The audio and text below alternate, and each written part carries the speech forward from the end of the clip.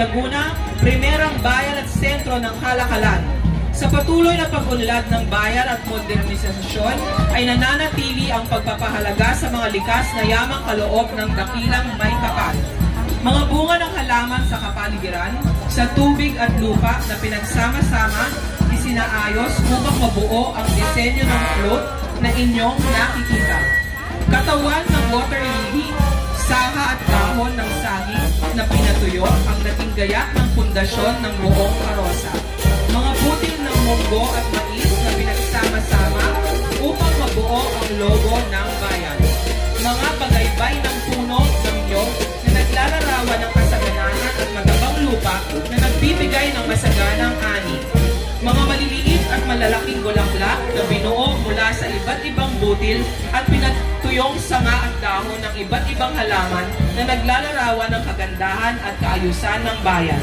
Mga disenyong ulo ng kalabaw, simbolo ng kasipagan at lakas ng mga mamamayan. Ang mga pakaway ay mistulang ng mga kamay na nag-aanyaya na kayo'y mamasyal at manirahan sa maganda at masayang bayan ng Santa Cruz. Ang hugis na korona na binuo mula sa ipalang palay ay naglalarawan naman sa mataas na pagpapahalaga sa kasaysayan, kultura at sining.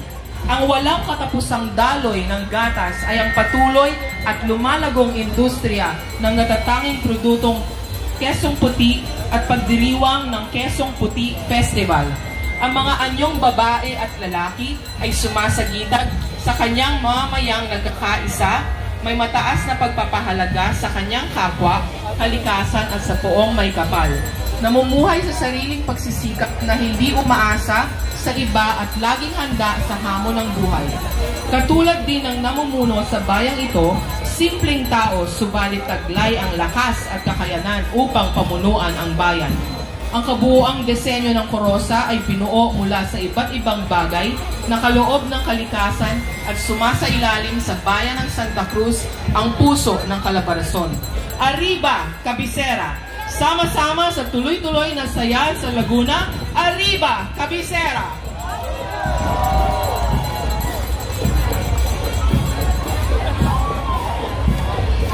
Muli kasama ng pamahalang bayan ng Santa Cruz, Arriba, Cabecera, bayan ng Santa Cruz!